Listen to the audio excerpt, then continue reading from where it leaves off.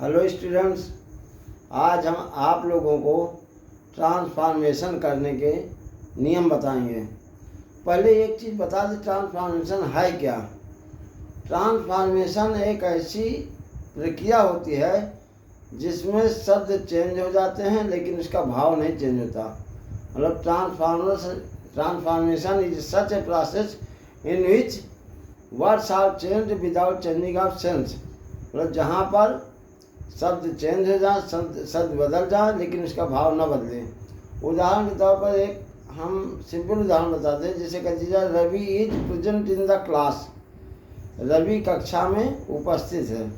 और इसको यह कह दिया जाए Ravi is not absent from the class. Ravi कक्षा में अनुपस्थित नहीं है, तो दोनों का मतलब, दोनों का तात्पर्य सेम हुआ।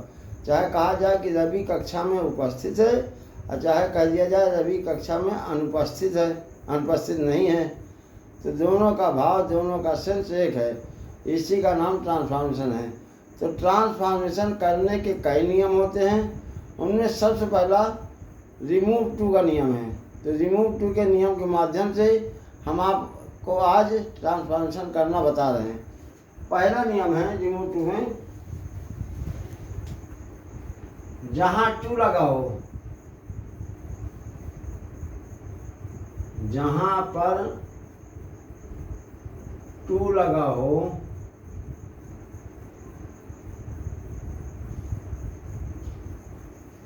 तो टू के स्थान पर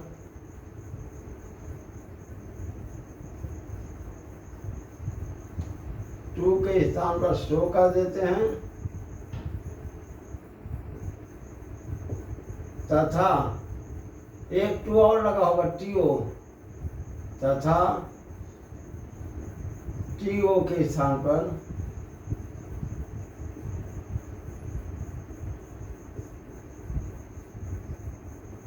दैट प्लस सब्जेक्ट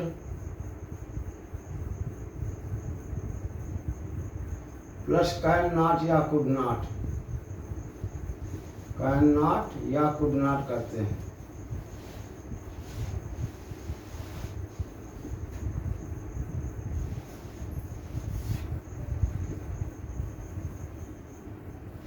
जहां पर प्रेजेंट की वर्ब होगी तो कैन नॉट लगा देंगे, अगर पास्ट की वर्ब है तो कुड नॉट लगाएंगे। जैसे एग्जांपल इसका देख लें, एज लिखा है Tushar is too fat to run.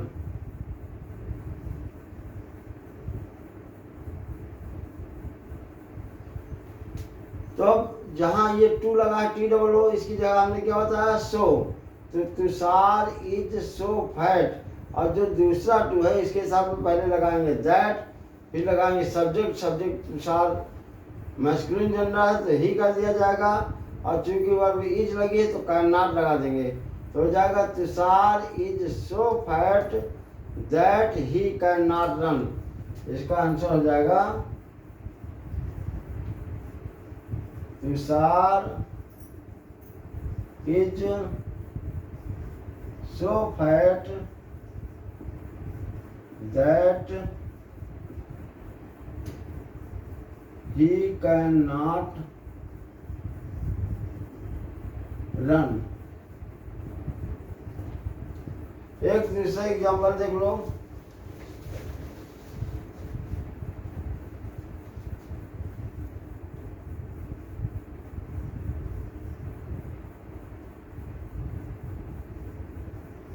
my father is too old to do any work।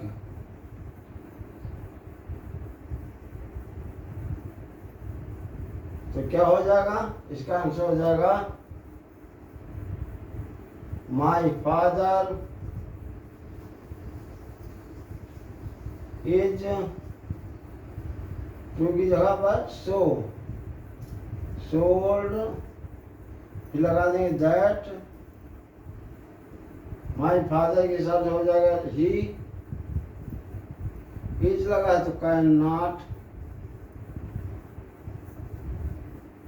Not do any work.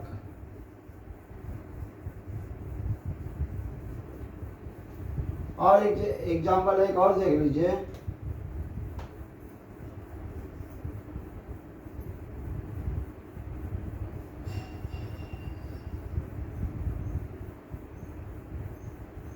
Hema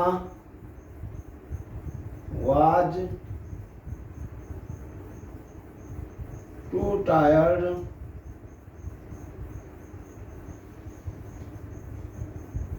to go anywhere। इसका आंसर हो जाएगा Hema was so tired that। अब देखो हेमा फेमिनिन चल रहा है इसलिए इसका कर दिया जाएगा सी। अब इधर लगा था वाज, जब वाज लगा था इधर क्या लगेगा कुड नॉट लगेगा, कैन नॉट नहीं लगाएंगे। सी कुड नॉट गो एनीवेयर।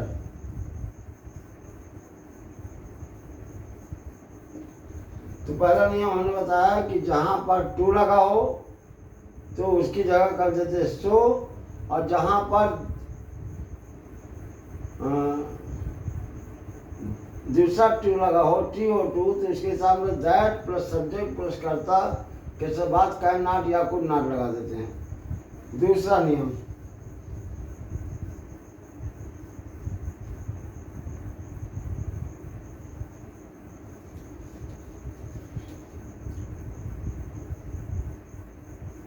यदि वाक्य में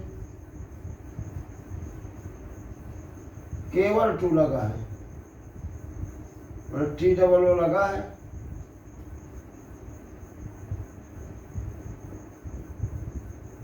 तो एक्सट्रीमली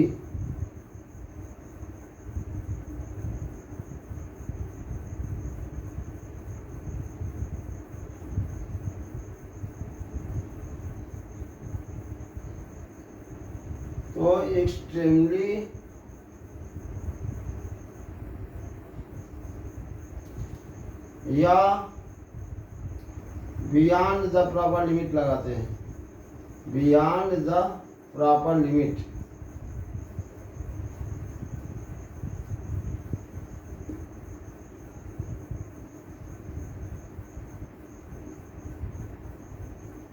अब इसका यूज कैसे किया जाएगा, जहां पर टी डबल ओ लिखा होगा जब एक्सट्रीमली लगाएंगे टू के साथ लगा देंगे, लेकिन अगर बियॉन्ड द प्रॉपर लिमिट लगाते हैं तो ये लास्ट में लगाते हैं। जैसे इसका एग्जांपल देखो,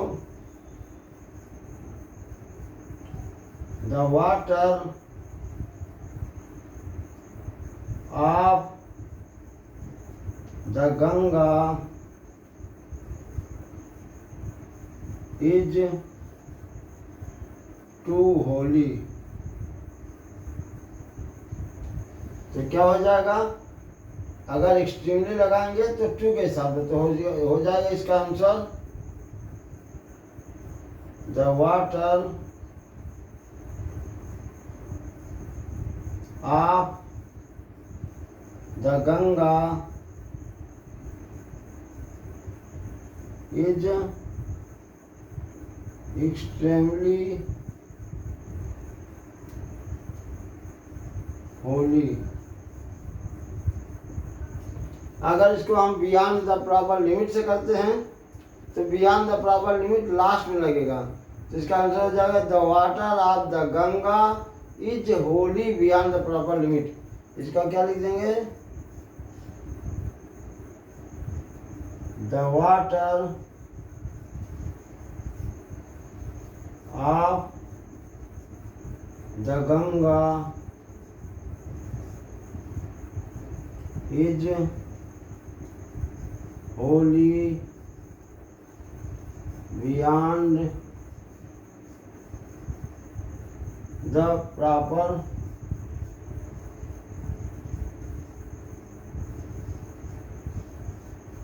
लिमिट।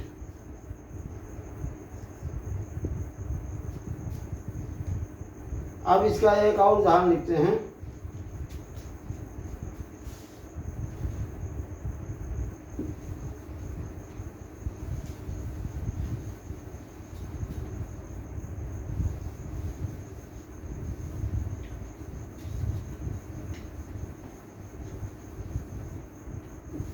दूसरा एक उदाहरण देखिए।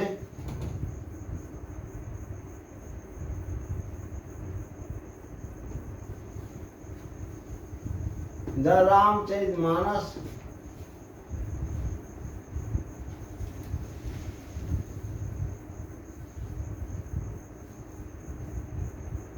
is too famous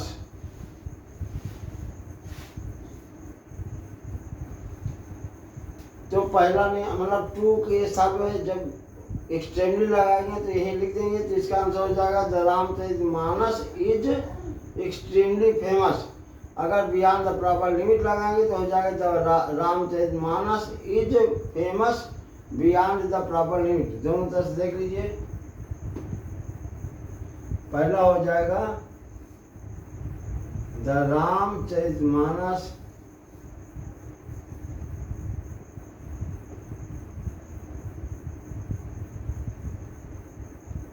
is extremely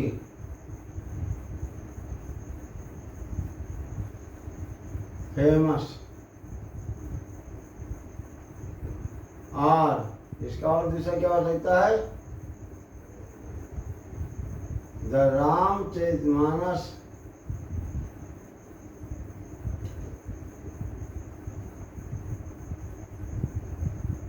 is famous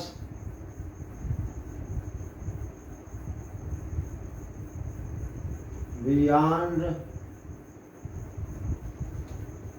the proper limit।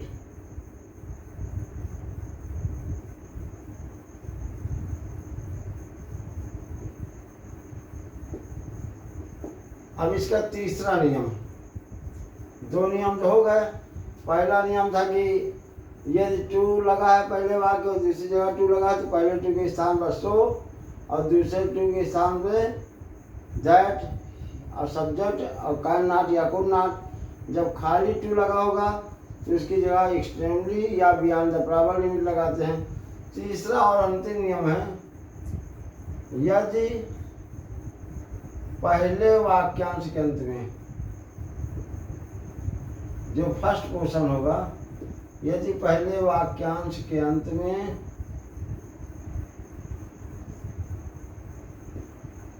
फार के बाद पीवी दिया हो, पीवी माने पैसिव वॉइस दिया हो तो उसका एक्टिव वॉइस दूसरे वाक्यांश में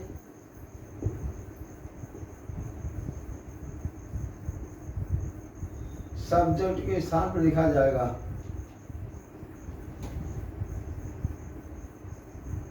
सब्जेक्ट के स्थान पर लिखा जाएगा या लिखते हैं।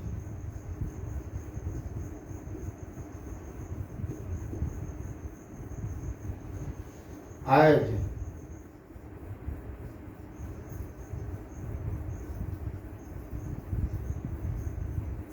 the paper is too difficult for me to solve।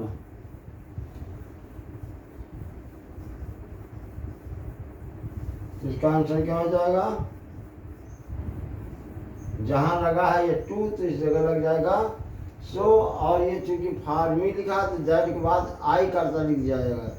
मी का एक्टिव वॉइस में होता आई तो हो जाएगा the paper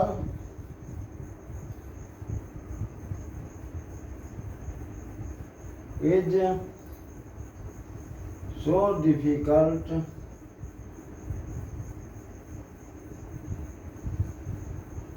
that I cannot solve.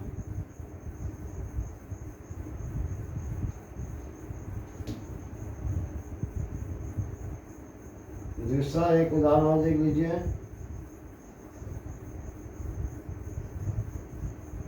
The book is too costly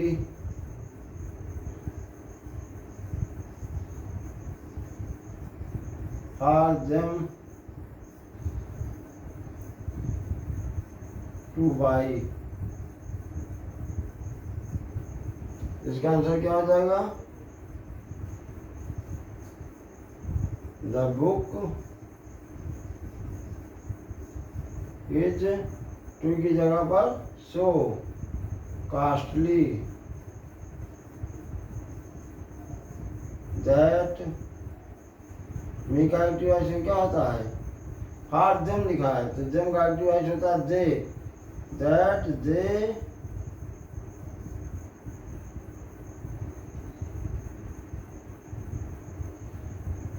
can not buy. Can not by.